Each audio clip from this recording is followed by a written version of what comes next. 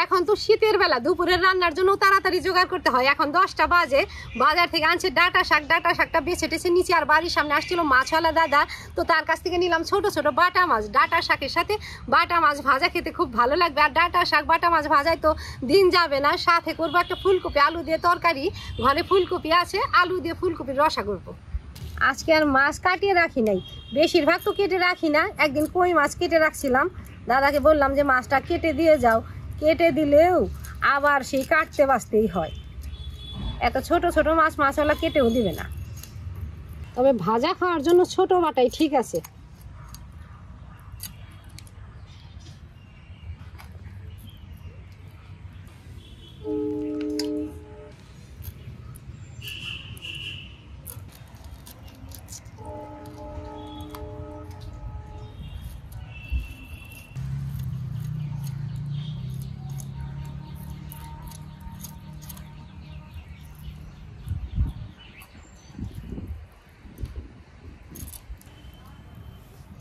আজকে রোদের তাপ কম আছে, একদম বাইরে রোদে বসে মাছগুলো কেটে নিচ্ছি। শীতের দিনে প্রায় আমি এখানে বসে মাছ কাটি, তাই জন্য যে এখানে দুটো স্ল্যাব বসানোই আছে, মানে আমরাই বসিয়ে নিচ্ছি।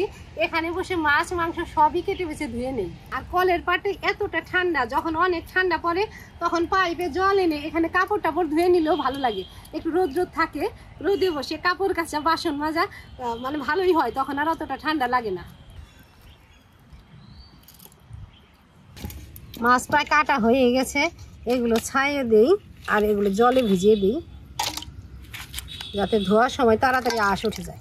নিচ্ছি অল্প করে মাছ, যাতে দিন দিন শেষ হয়ে যায়। 250 গ্রাম মাছ নিচ্ছি ভাজা খাওয়ার জন্য, এটা দিয়ে তো আর তরকারি করবো না।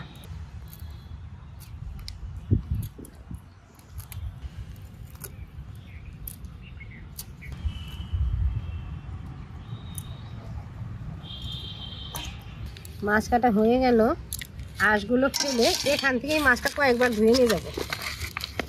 এই যে এখানে ফেললাম।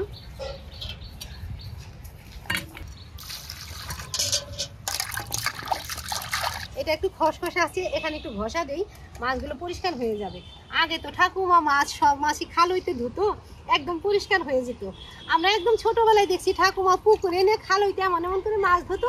বড় হওয়ার পরে অবশ্য পুকুরে টুকুরে যেতে দেওয়া হয় নাই, বলছি যে কল চাপি তুমি এদিকে খালই এমন করো। এখন তো খালইও পাওয়া যায় না, আর অত মাছ আনাও হয় না। তখন তো মানুষজনও বেশি ছিল, গুড়াগাড়ি মাছ আনা হতো, এত খালের মধ্যে ধোয়া হতো। আর মাছের নিচে 250 গ্রাম, এটা আর কি খালইতে দিই, খালই নাইও। এই যে একদম সাদা সাদা হয়ে গেছে, একটু এই সিমেন্টের মধ্যে ডলা দিলাম, যে কটা আসছিল উঠে গেল।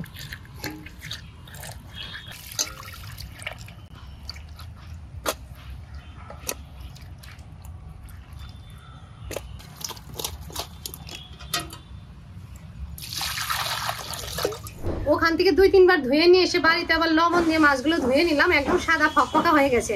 এখন মাছগুলোর উপরে নুন হলুদ ছড়িয়ে দিয়ে উনুন জ্বালিয়ে শাকটা ভাজা করব, পরে মাছ ভাজবো। মাছ ধোয়ার পরে সাবান দিয়ে হাত ধুইছি, আর মাছে হাত দেবো না। এখন এই যে এমন ঝাঁকে নুন হলুদ ভরিয়ে দেবো। শাকগুলো একটু বড় আছে, ছোট করে কেটে নেব। গুছিয়ে নিলাম, কেটে কুটে আর অন্য কোনোটার উপর রাখবো না, একদম কড়াইতেই রাখবো। একদম পুলে না, একটু ছোট এই তো।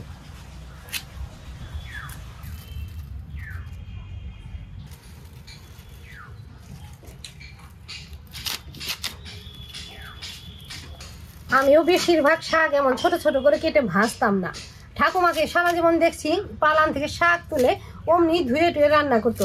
তো আমাকে অনেকেই বলে, দিদি আপনি একটু ছোট করে নিন। একদম বুদ্ধিটা না পারফেক্ট, কারণ এখনকার শাক দেখা যায় কোনোটা একটু কচি থাকে, আবার কিছু ডাঁটও হয়ে যায়। এই যে এই শাকগুলোই একটু বাড়তি হয়ে গেছে, এটা কেটে দিলেই ভাজতে সুবিধা হবে আর খেতেও ভালো লাগবে।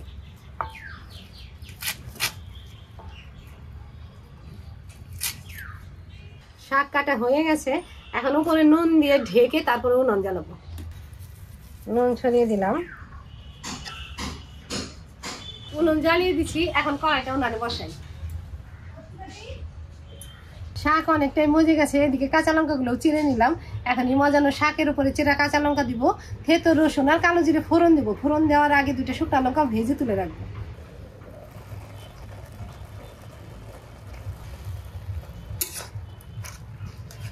ঢেকে ঢেকে সেদ্ধ করলাম, শাকটা একদম নরম হয়ে গেছে।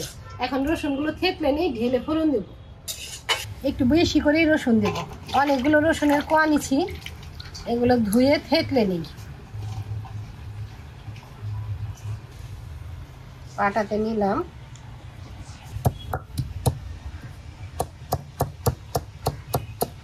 একদম ভালোভাবে থেতলে নিলাম যাতে শাকের সাথে মিশে যায়। পাটাতে থাক, আগে শাক ঢেলে নিই।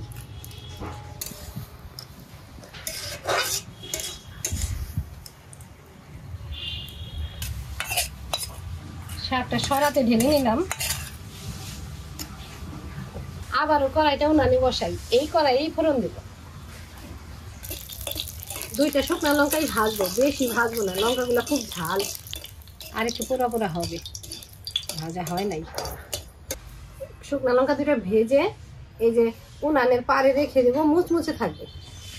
যখন শাক দিয়ে ভাত খাওয়া হবে এখান থেকে নিয়ে ডোলে ভাত খাবো। এখন থেতো রসুন ফোড়ন দিই। রসুনটা পোড়া পোড়া হলেই উপরে কালো জিরে দেবো।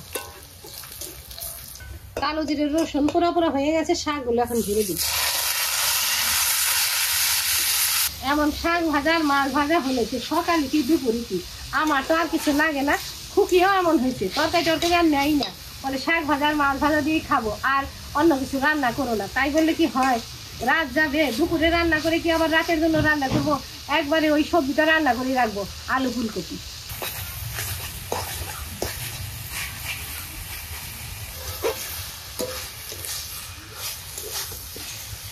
শাক ভাজা হয়ে গেছে, এখন নামিয়ে দিয়ে আরেকটা কড়াইতে মাছ ভাজবো। যে কড়াইতে শাক ভাজা হয় ওই কড়াইতে মাছ না ভাজাই ভালো, মাছগুলো লেগে যায়।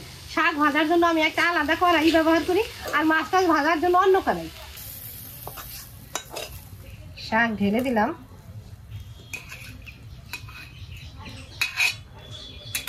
মাছ ভাজার জন্য এই কড়াইটা উনানে বসাই, আর এটা কলপারে রেখে আসি। সর্ষের তেলে মাছগুলো ভাজবো, কড়াইতে তেল দিচ্ছি, তেলটা একটু টনটনে গরম করে নিতে হবে। এমনিতে মাছ 250 গ্রাম হলে কি হবে, ছোট ছোট মাছ তো অনেকগুলো ধরছে, 2 বারে ভাজতে হবে।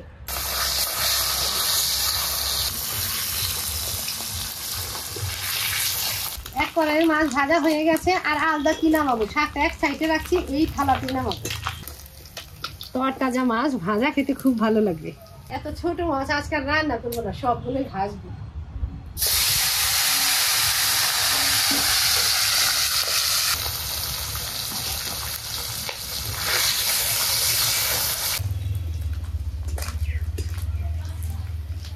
সবগুলো মাছ ভেজে নিলাম, তেল থেকে ছেঁকে নামিয়ে দিলাম।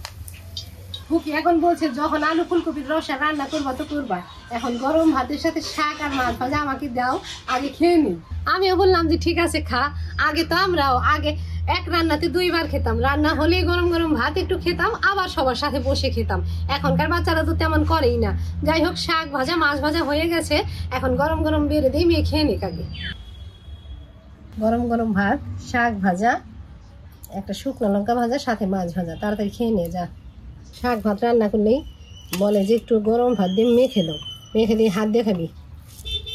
শুকনো লঙ্কা ডলে দিলাম না, না না বেশি ডলে দিয়ে আবার ঝাল লাগবে, মেয়ে তাড়াতাড়ি খেয়ে নেবা। মা তো ভাত মেখে দিয়েছে, এখন আমি খাই।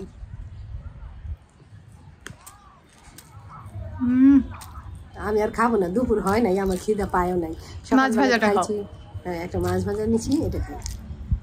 আবার মা যে বললো শাকটা ডাটো ডাটো, শাকটা তো একদম নরম হয়ে গেছে। ওই যে ঢেকে ঢেকে আগে একটু সেদ্ধ করে নিচ্ছি, পুরো নরম হয়েছে।